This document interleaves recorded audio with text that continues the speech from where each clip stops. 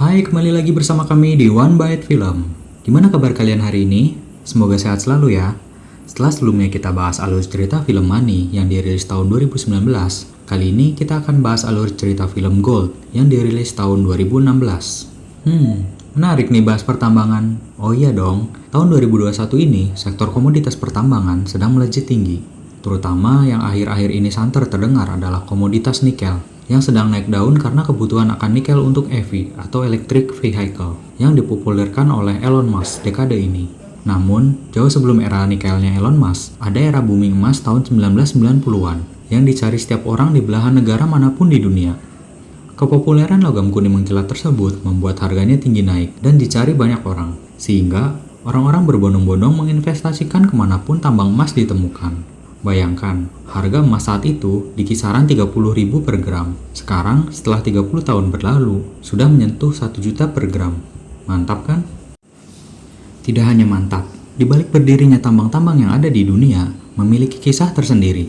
Salah satunya kisah skandal penipuan tambang emas terbesar dunia yang dimuat dalam film Gold yang akan kita bahas. Sebelum alur cerita dimulai, buat yang baru datang di channel ini, silahkan tekan tombol subscribe-nya ya. Aktifkan notifikasi loncengnya agar dapat notifikasi update alur cerita film terbaru di channel kami. Sudah subscribe kan? Meski banyak nama yang diganti dari kisah nyatanya, film Gold mengadaptasi skandal penipuan tambang yang terkenal sebagai kasus Bre-X. Film berdasarkan kisah nyata yang pernah terjadi pada tahun 1993, yaitu ketika deposit emas besar-besaran ditemukan di hutan Indonesia. Karena alasan hukum dan untuk meningkatkan daya tarik film ini, nama-nama karakter dan detail cerita diubah. Skandal Washoe Mining Corporation sempat heboh dan menjadi buah bibir. Pada bulan Maret 1997 silam, skandal yang terjadi tersebut dikenal sebagai skandal tambang emas terbesar yang pernah mengguncang dunia. Kasus Washoe Mining Corporation tadi bermula setelah perusahaan tambang asal Kanada tersebut mengumumkan penemuan cadangan emas sebanyak jutaan ton di dalam pedalaman Busang, Kalimantan Timur. Menariknya lagi, hal tersebut membuat harga saham Washoe Mining Corporation langsung melejit. Yang menjadi tokoh utama dalam film Gold ini adalah Kenny Wells, seorang pengusaha yang tengah dihimpit kesulitan finansial. Ia meneruskan bisnis tambang keluarganya dengan tetap berusaha mencari investor meski hampir bangkrut. Secerca harapan kemudian tampak. Tepatnya setelah Kenny bertemu ahli geologi bernama Michael Acosta di Hotel Jakarta Palace pada tahun 1988. Acosta kemudian mengajak Kenny bekerja sama. Ia menjanjikan nasib mereka bakal berubah jika bisa menemukan tambang emas di Borneo alias Kalimantan. Mereka berdua akhirnya memulai eksplorasi tambang yang akan dijadikan ladang uang untuk mereka. Dimulai dengan mensurvei lokasi yang akan dijadikan tambang, mereka menemukan lokasi yang dimaksud oleh Acosta yang diindikasi terdapat banyak emas di dalam tanah Busang Kalimantan. Kenny dan Acosta membagi tugas mereka. Kenny menyanggupi untuk mencari pendanaan untuk proyek pertambangan dari para investor. Sedangkan Acosta akan fokus menggarap tambang emas yang mereka temukan. Kenny menulis pada secari kain kontrak untuk mereka berdua, yang isinya akan membagi dua hasil tambang emas apapun yang terjadi. Kenny membiarkan kontrak pada kain tersebut dipegang oleh Acosta sebagai tanda kepercayaan pada dirinya. Acosta sedikit terkejut bahwa Kenny sangat mempercayainya dan menyimpan kain kontrak tersebut. Beberapa hari setelahnya, Kenny mendapatkan investor dengan pendanaan lebih dari $230.000. Sedangkan Acosta berhasil mendapatkan peralatan tambang yang ia peroleh dari kota Kupang. Babat alas pun dilakukan bersama penduduk setempat yang ia sewa. Peralatan tambang sudah digelar. Mereka semua mulai bekerja menggali tanah. Sampel pertama diuji kadar emasnya. Ketika hasil pengujian keluar, ternyata tidak seperti yang diharapkan. Kadar emas yang ditemukan hampir tidak ada. Kenny sangat frustasi dengan hal tersebut. Kru penambang emas pun pergi. Ia tidak melanjutkan pekerjaan mereka. Semakin frustasilah Kenny. Ditambah frustasi lagi ketika ia terserang malaria. Acosta berusaha membujuk penduduk untuk bekerja sama bersama mereka berdua. Sampel kedua pun mulai dikirim untuk diuji kadar emasnya. Beberapa hari kemudian, Kenny yang masih terbaring lemas akibat malaria sangat terkejut mendengar kabar dari Acosta kalau ternyata penggalian berikutnya menunjukkan cadangan emas yang sangat besar di tanah Busang Kalimantan. Ia terlihat sangat senang karena jerih payah mereka berdua tidak sia-sia. Sekembalinya ke Kanada, Kenny dan Acosta menjalin kerjasama dengan beberapa perusahaan besar ternama untuk memperbesar skala pertambangan. Seperti halnya perusahaan eksplorasi lainnya, mereka melaporkan penemuan mereka kepada umum, termasuk kalangan industri, ahli, dan pemerintah. Mereka berusaha menjadikan perusahaannya, Washoe Mining, agar bisa listing di bursa saham. Beberapa perusahaan besar mengirim auditor mereka untuk memastikan bahwa tambang mereka benar-benar terdapat cadangan emas yang sangat besar, sehingga mereka yakin bahwa ini merupakan penemuan luar biasa abad ini.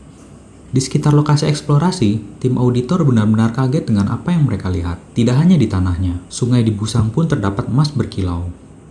Saham Washo Mining pun akhirnya dapat listing di bursa New York. Harga saham mereka melejit sangat tinggi. Dunia finansial tertuju pada saham pertambangan Washo. Setiap orang ingin memiliki saham tambang tersebut. Masalah timbul karena keserakahan. Setiap perusahaan dan lembaga berkaitan menginginkan porsi bagian untuk mereka. Kenny yang merasa jengkel meninggalkan ruangan rapat. Keesokan harinya, Kenny dan Acosta mendapat masalah. Tambang mereka dijegal oleh pemerintah dan terancam ditutup. Tentunya hal tersebut terjadi lantaran Kenny dan timnya tidak terima perusahaan lain dan pemerintah meminta bagian dari deposit cadangan emas Busang. Kabar akan ditutupnya pertambangan Busang membuat saham mereka turun 50 poin. Kenny sangat jengkel karena ia menganggap mereka mencuri tambang yang telah ia temukan. Situasi perusahaannya sedang tidak stabil. Acosta berusaha membujuk Kenny agar tetap menjalankan perusahaan. Acosta memiliki ide jenius untuk menghadapi situasi tersebut. Mereka berdua bertemu dengan Denny Soeharto, yang dikenal dekat dengan ayahnya, serta petinggi negara lain yang berkaitan dengan tambang. Mereka berharap ia dapat menjadi mitra, sehingga dapat mengubah pikiran ayahnya dan membantu keadaan tambang mereka yang hendak ditutup. Mereka berhasil membuat kesepakatan.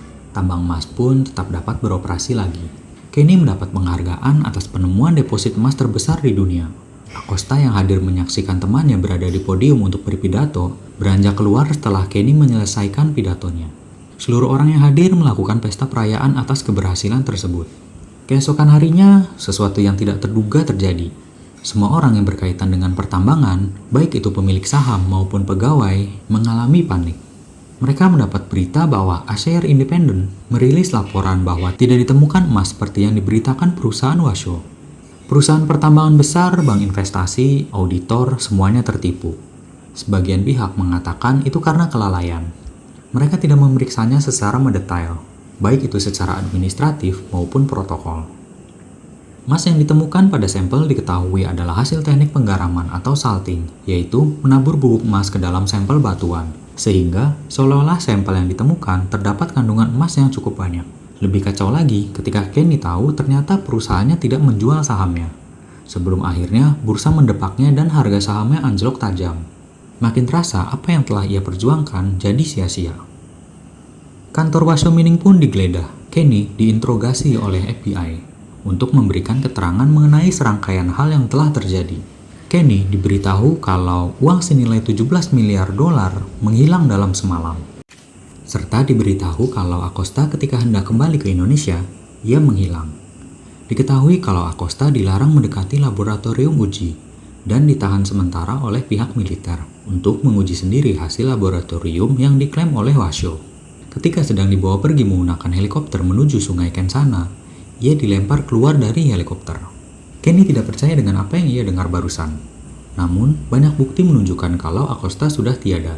Hal mengejutkan lainnya adalah ternyata Denny Soeharto telah menjual sahamnya. Agen FBI menanyakan keterlibatan Kenny sebagai orang yang berkaitan dengan Acosta maupun Denny. Kenny menjelaskan kalau ia tidak percaya dengan apa yang telah terjadi. Ia merasa telah tertipu. Ia membela diri menjelaskan kronologisnya di depan FBI kalau penemuan cadangan emas besar tersebut terjadi ketika Kenny sedang sakit keras karena malaria. Dan beberapa minggu kemudian, Acosta memberi kabar kalau mereka akhirnya berhasil menemukan tambang emas besar. Tentu saja Kenny sangat senang mendapat kabar dari kawannya Acosta. Orang-orang telah dibutakan dengan penemuan yang terlalu bagus, sehingga mereka lengah dan akhirnya keliru mengenai kabar emas yang mereka temukan. Mereka terlanjur percaya walau kenyataannya itu bohongan, karena banyak yang percaya dengan kebohongan tersebut tanpa memeriksa ulang. Mereka terlanjur melihat perputaran uang yang sangat banyak, sehingga tidak ada yang mau memeriksa kebenaran tentang emasnya.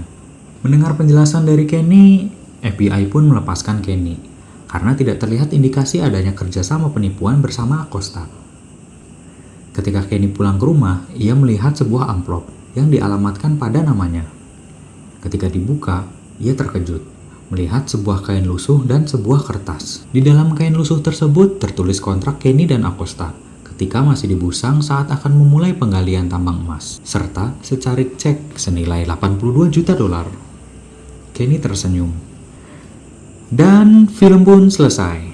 Jika kita amati alur ceritanya, banyak misteri yang masih belum terpecahkan, bahkan hingga saat ini. Seperti apa yang terjadi pada Kenny ketika terbaring lemas karena malaria. Apakah di sela-sela ia terbaring mereka berbincang mengenai tambang yang sebenarnya sudah tidak ada harapan, tetapi Acosta memiliki rencana agar usaha mereka tidak sia-sia? Tentunya ketika Acosta membujuk Kenny ketika ia kesal tambangnya akan diambil alih bagian, bukanlah sandiwara mereka.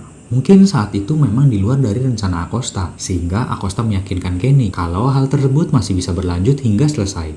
Apalagi ketika ia menjelaskan kalau ia pernah berada di situasi yang sama di tambang yang berbeda, dan berhasil melewati situasi tersebut. Kali ini pun Acosta yakin dengan rencananya.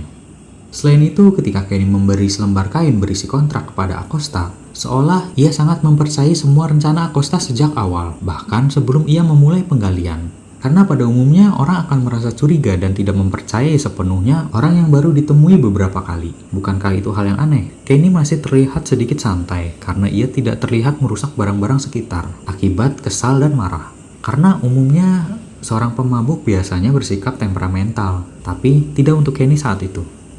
Karena bisa jadi itu bagian dari rencana Acosta. Apalagi Denny sebagai mitra memiliki koneksi di berbagai instansi dan lembaga manapun yang membuat gerak mereka lebih leluasa. Serta senyum Kenny dan sepucuk surat yang ia terima dari Acosta mengindikasikan bahwa Acosta mungkin tidak benar-benar tewas seperti yang diberitakan. Bisa jadi ia berada di suatu tempat bersembunyi di keramaian dunia. Dan masih banyak lagi segudang misteri yang belum terkuak. Dalam kisah nyatanya pun sama misteriusnya hingga saat ini. Hingga disebut sebagai skandal terbesar dunia pertambangan. Oke, sekian pembahasan alur cerita film dari One Bite Film.